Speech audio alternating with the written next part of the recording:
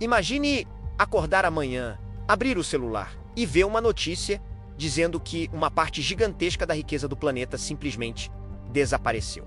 Não estamos falando de milhões, nem de bilhões. Estamos falando de algo próximo de 300 trilhões de dólares. Um número tão absurdo que a maioria das pessoas simplesmente ignora, porque o cérebro humano não consegue imaginar algo desse tamanho. Mas tenta visualizar isso por um segundo. Se você somasse todo o dinheiro produzido por todos os países do mundo durante um ano inteiro, ainda assim não chegaria perto desse valor. Agora vem o detalhe que quase ninguém percebe. Esse dinheiro não está parado. Ele não está guardado em cofres. Ele não está protegido em algum lugar seguro. Ele está espalhado pelo mundo inteiro, em algo que parece extremamente sólido, algo físico, algo que você pode tocar. Imóveis, casas, apartamentos, prédios comerciais, terrenos. Durante décadas, o mercado imobiliário foi vendido como o investimento mais seguro do planeta. Compre um imóvel. Terra nunca perde valor. Imóveis sempre sobem. Essas frases foram repetidas tantas vezes que acabaram virando uma verdade quase absoluta. Mas existe um detalhe que pouca gente percebe. Nada sobe para sempre. E quando algo cresce por tempo demais, sem parar, geralmente não é crescimento saudável. É uma bolha. E bolhas sempre têm a mesma característica. Elas parecem completamente seguras, até o momento em que deixam de ser. Foi exatamente assim, em 2008. Naquela época, quase ninguém acreditava que o mercado imobiliário americano poderia quebrar. Parecia impossível. Casas valorizando crédito, face, bancos lucrando, tudo parecia perfeito. Até que, de repente, parou. E quando parou, não desacelerou. Caiu e o impacto foi imediato. Milhões de pessoas perderam suas casas. Bancos gigantes quebraram. O sistema financeiro entrou em colapso. E o mundo inteiro sentiu. Mas aqui está a parte realmente importante. Aquilo começou como um problema local, que acabou contaminando o planeta inteiro. Hoje o cenário é diferente. Agora o problema já nasce global. Nos Estados Unidos, preços inflados. Na China, cidades inteiras vazias. Na Europa, o custo da moradia em níveis históricos. Em mercados emergentes, dívidas imobiliárias crescendo rapidamente. Tudo acontecendo ao mesmo tempo. Tudo conectado e tudo sustentado por uma única coisa: a confiança de que os preços vão continuar subindo. Mas e se não subirem? E se simplesmente pararem?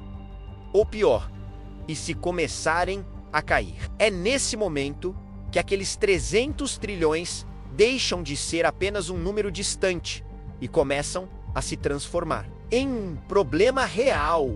Agora, vamos avançar um passo, porque grandes crises financeiras raramente começam com um colapso gigantesco. Elas começam pequenas, quase invisíveis. Algumas pessoas começam a atrasar pagamentos. Alguns imóveis ficam mais tempo à venda. Alguns investidores começam a hesitar antes de comprar. Nada dramático.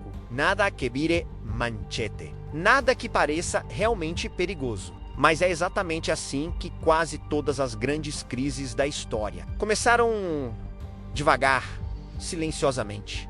Até que chega um momento em que o problema cresce o suficiente para não poder mais ser ignorado. Os preços param de subir. E quando os preços param, o jogo muda completamente, porque durante anos, toda a lógica do mercado foi construída sobre uma única crença.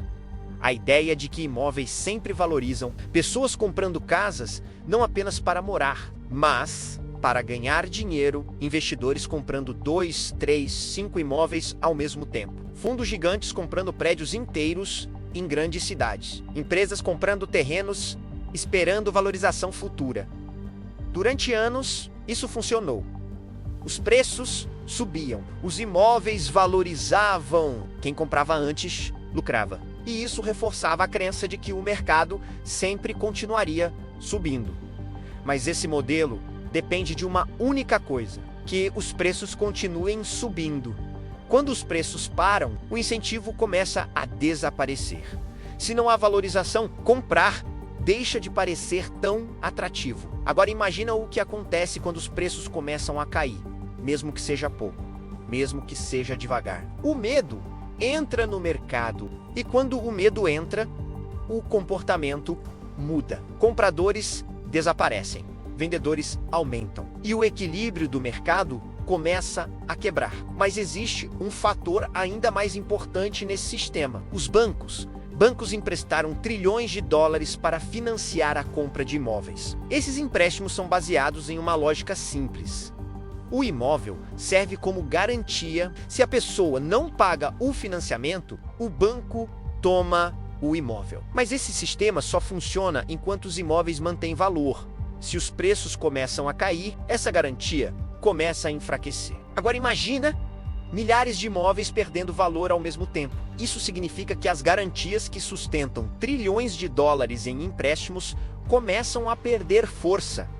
E quando isso acontece, o sistema financeiro inteiro começa a sentir pressão. Mas ainda existe outro fator que torna tudo mais complicado: os juros. Durante muitos anos, juros extremamente baixos alimentaram o mercado imobiliário global. Dinheiro barato significa financiamentos baratos, mais pessoas conseguem comprar, mais investidores entram no mercado, mais dinheiro circula. Mas nos últimos anos, os juros começaram a subir em várias partes do mundo. E quando os juros sobem, o crédito fica mais caro. Financiar um imóvel fica mais difícil. Muitas pessoas simplesmente deixam de conseguir comprar. Outras passam a ter dificuldade para pagar o financiamento que já têm. Isso cria uma pressão dupla no mercado. Menos compradores entrando, mais pessoas enfrentando dificuldades para pagar. O resultado começa a aparecer rapidamente: mais inadimplência, mais imóveis voltando para os bancos, mais imóveis sendo colocados à venda. E quando mais imóveis aparecem no mercado ao mesmo tempo, os preços começam a cair ainda mais. Agora, junta tudo isso: menos crédito, menos compradores, mais imóveis à venda, preços em queda. Esse é o início de um efeito dominó, e quando esse efeito começa, ele é extremamente difícil de parar. Mas ainda tem outro elemento nessa história: os grandes jogadores do mercado, fundos bilionários, grandes instituições financeiras, empresas gigantes que possuem milhares de propriedades. Esses players não esperam o colapso acontecer. Eles tentam antecipar riscos, eles analisam sinais, eles observam dados, e quando percebem que o mercado pode virar, eles começam a sair. E quando esses players saem, eles não vendem pouco, eles vendem muito. E vendem rápido. Isso cria um problema adicional, porque o mercado imobiliário não é líquido como o mercado de ações. Você não consegue vender bilhões de dólares em imóveis da noite para o dia sem causar impacto. Quando grandes volumes começam a aparecer ao mesmo tempo, os preços caem ainda mais rápido. E então o ciclo começa a se alimentar sozinho. Queda de preços gera medo. Medo gera mais vendas geram quedas maiores. E quando isso acontece, o sistema inteiro começa a ficar cada vez mais instável. Aquilo que parecia sólido, aquilo que parecia seguro, aquilo que parecia impossível de cair, começa lentamente a desmoronar. Agora vamos sair da teoria e falar da parte que realmente importa você, porque existe uma ilusão muito comum quando se fala de crises financeiras: a ideia de que esses problemas só afetam grandes investidores, ou pessoas que possuem muitos imóveis, ou bancos gigantes. Mas na prática, quando um sistema desse tamanho começa a balançar, todo mundo sente. Mesmo quem nunca comprou um imóvel, mesmo quem nunca investiu na bolsa, mesmo quem acredita estar completamente fora desse jogo, porque seu dinheiro no banco não está parado. Ele não fica simplesmente guardado esperando você usar. Na realidade, ele está circulando. Os bancos usam esse dinheiro, emprestam, investem, financiam empresas, financiam imóveis, movimentam toda a economia. Isso significa que seu dinheiro faz parte do sistema. E se o sistema começa a travar, o impacto eventualmente chega até você. No começo, de forma quase imperceptível. O crédito começa a ficar mais difícil. Os bancos ficam mais cautelosos. Empréstimos que antes eram aprovados facilmente passam a ser negados. Financiamentos ficam mais caros. Empresas começam a adiar investimentos. Novos projetos deixam de acontecer, mas isso é só o primeiro estágio. Com o tempo, o impacto começa a se tornar mais visível. Empresas passam a reduzir custos. Contratações diminuem. Algumas empresas começam a demitir. Outras simplesmente deixam de crescer. E quando o crescimento da economia desacelera, as oportunidades também diminuem. Agora pense em outra coisa que muitas pessoas esquecem: investimentos, fundos imobiliários, fundos de pensão, planos de aposentadoria. Diversos tipos de aplicações financeiras possuem ligação direta ou indireta com o mercado imobiliário. Prédios comerciais, shopping centers, galpões logísticos, condomínios residenciais. Esses ativos fazem parte de muitos fundos, e esses fundos fazem parte da poupança de milhões de pessoas. Se o valor desses ativos começa a cair, o valor das aplicações também começa a cair, mesmo que isso não seja percebido imediatamente. Mas existe outro elemento importante nessa equação.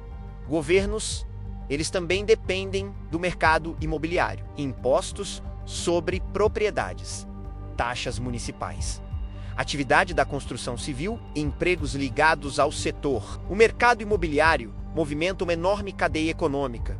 Engenheiros, arquitetos, construtoras, fornecedores de materiais, empresas de transporte, indústrias inteiras dependem desse setor. Quando o mercado imobiliário desacelera, essa cadeia inteira começa a desacelerar junto. Menos construções, menos investimentos, menos empregos. E quando empregos começam a desaparecer, o impacto se espalha pela economia inteira. Agora imagina um cenário ainda mais crítico: uma queda global sincronizada. Estados Unidos enfrentando queda nos preços. China com crise no setor imobiliário. Europa lidando com alto custo de moradia e crédito caro. Mercados emergentes pressionados por dívidas. Quando esses fatores começam a acontecer ao mesmo tempo, o risco deixa de ser local e passa a ser sistêmico. Bancos começam a sentir pressão, investidores retiram dinheiro de mercados considerados mais arriscados, empresas reduzem investimentos, mercados entram em pânico. Nesse momento, não estamos mais falando de um único setor da economia. Estamos falando de um sistema inteiro sob pressão, e quando sistemas entram em crise, as respostas nunca são simples. Bancos centrais tentam agir, governos anunciam pacotes de estímulo, juros podem ser reduzidos, programas de ajuda podem surgir, medidas de emergência são criadas, mas nenhuma dessas soluções funciona imediatamente. Economias gigantes não mudam de direção da noite para o dia. E enquanto essas medidas tentam estabilizar o sistema, o impacto continua se espalhando. Agora volta para a pergunta que iniciamos: 300 trilhões de dólares estão realmente em risco? A resposta mais honesta é: não da noite para o dia. Mas o sistema que sustenta esse valor é muito mais frágil do que parece, porque boa parte desse valor depende de algo extremamente delicado: confiança. Confiança de que os preços vão continuar subindo. Confiança de que compradores sempre existirão. Confiança de que o sistema financeiro continuará funcionando normalmente. Enquanto essa confiança existe, o sistema continua de pé. Mas a história econômica já mostrou várias vezes o que acontece quando essa confiança começa a desaparecer. O processo raramente começa com pânico, ele começa devagar, pequenos sinais, pequenas quedas, pequenas dúvidas, até que chega um momento em que o sistema não consegue mais esconder as rachaduras. E quando isso acontece, o processo acelera, muito rápido, porque no final, as maiores crises financeiras da história nunca começaram com colapso imediato. Elas começaram com algo muito mais perigoso: confiança excessiva.